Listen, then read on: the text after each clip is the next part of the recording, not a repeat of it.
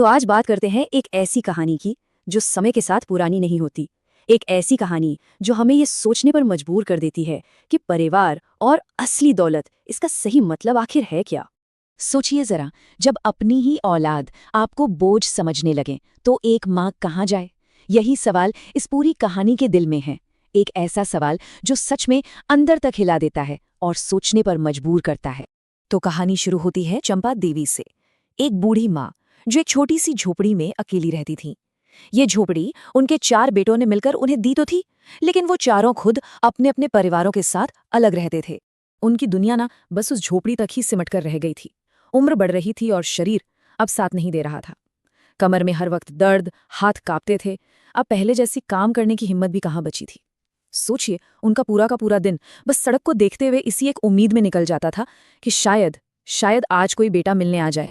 और जब कई दिन हफ्ते बीत गए और कोई नहीं आया, तो चंपा देवी ने खुद ही एक फैसला किया। उन्होंने सोचा, वो मेरे पास नहीं आएंगे तो क्या हुआ, मैं ही उनके पास चली जाती हूँ। और ये सोचते ही कि वो अपने बड़े बेटे के घर जाएंगी, उनका दिल ना एक उम्मीद से भर गया कि सब उन्हें देखकर कितने खुश होंगे। तो चिलचिलाती धूप में वो निकल पड़ी। ये सफर सिर्फ कुछ किलोमीटर का नहीं था, ये तो उम्मीद की तरफ एक बहुत मुश्किल सफर था। सोचिए, ऊपर तेज सूरज, नीचे लंबा रास्ता और शरीर का हर हिस्सा दर्द से टूट रहा था।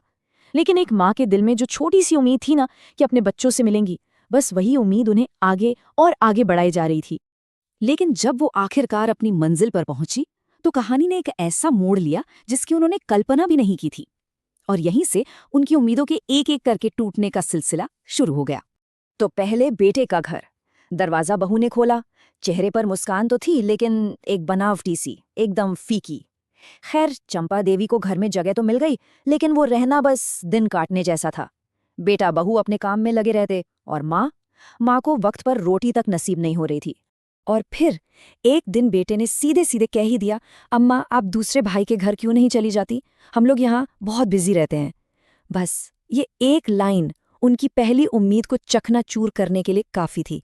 ये सिर्फ शब्द नहीं थे, ये एक एहसास था कि वो अब यहाँ एक बोझ हैं। अब टूटे दिल के साथ चंपा देवी दूसरे बेटे के घर की तरफ चल दी। मन में अब भी एक बहुत बहुत छोटी सी उम्मीद बाकी थी कि शायद शायद ये बेटा समझेगा। लेकिन वहां भी वही हुआ, एकदम फॉर्मल, एकदम ठंडा स्वागत। दूसरे बेटे ने भी कोई कसर नहीं छोड़ी, बड़े ही आराम से कह दिया, अम्मा बुरा मत मानना, पर तीसरे भाई के घर चली जाओ ना, उसके पास ज्यादा टाइम है आपका ख्याल रखने के लिए। मतलब उसने भी साफ साफ अपनी जिम्मेदारी से पल्ला झाड़ लिया।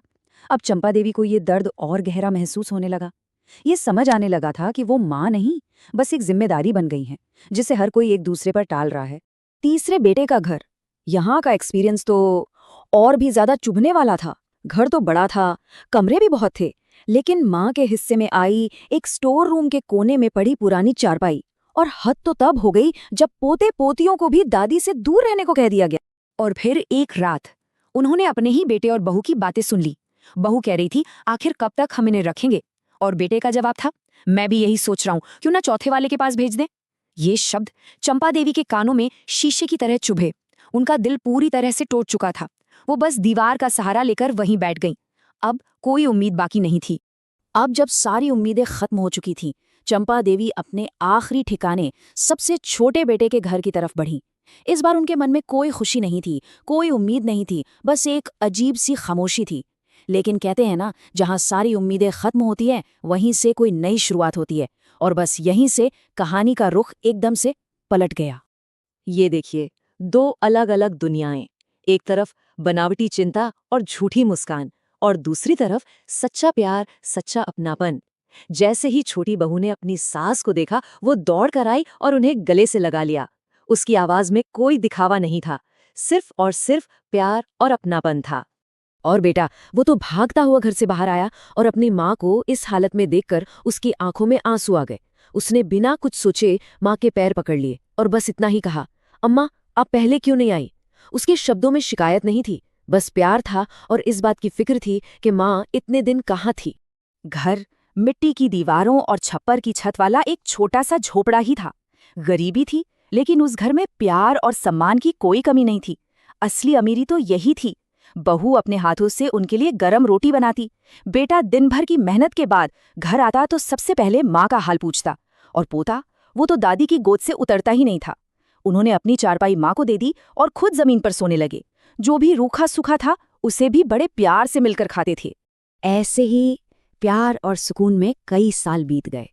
चंपा देवी ने अपनी जिंदगी के जो आखिरी दिन थे वो असल मायने में जिए, और अब कहानी अपने सबसे अहम और आखिरी मोड़ पर आ पहुंची थी। जब चंपा देवी को एहसास हो गया कि अब उनका आखिरी वक्त आ गया है, तो उन्होंने अपने सबसे छोटे बेटे और बहू को पास बुलाया। वही परिवार जिसने उन्हें बोझ नहीं बल्कि सच में अपनी मां समझा था। और यहीं कहानी का सबसे बड़ा राज खुलता है। चंपा देवी ने कहा, बेटा, मैं अपने चारों बेटों की एक परीक्षा ले रही थी। मैं बस ये देखना चाहती थी कि कौन सच में मेरा अपना है। और बेटा, इस परीक्षा में तुम पास हो गए। ये उनका सफर कोई मजबूरी नहीं थी, ये एक माँ का इम्तिहान था, ये जानने के लिए कि किसकी तिजोरी बड़ी है और किसका दिल। उन्होंने फिर बताया, उस पुरानी झोपड़ी में घर के कोने में जमीन खोदना, वहां तुम्हें एक पुराना संदूक मिलेगा। उसमें हमारे पुरखों के सोने के सिक्के हैं और मेरी पूरी जिंदगी की जमा पूंजी। ये खजाना उस बेटे के लिए था जिसने पैसे को नहीं, रिश्ते को चुना था। ये उस प्यार और सेवा का इनाम था जिसकी कोई कीमत नहीं हो सकती। तो इस पूरी कहानी का सबक क्या है? चंपा देवी के इस सफर से हम क्या सीख सकते हैं? चलिए अब इस पर बात करते हैं। कहानी का जो निचोड़ है ना, वो बहुत साफ है। असली दौलत वो सोना चांदी नहीं है जो संदूक में बंद था। नहीं, असली दौलत तो माता पिता का प्यार और सम्मान है। वो सेवा और अच्छा चरित्र है जो सबसे छोटे बेटे और उसकी पत्नी ने दिखाया। और हाँ, जब बाकी तीनों भाइयों को इस खजाने के बारे में पता चला तो वो भागे भागे आए, लेकिन तब तक बहुत देर हो चुकी थी। उन्होंने वो मौका गवा दिया था। सबसे छोटे बेटे ने उस दौलत से अपना घर ठीक किया और गांव के गरीबों की मदद भी की, जिससे ये साफ हो जाता है कि उसका दिल वाकई में बड़ा था। ये कहानी बस यही याद दिलाती है कि सच्ची दौलत पैसों में नहीं, प्यार और किरदार में होती है। और माता पिता वो बोझ नहीं बल्कि एक आशीर्वाद होते हैं।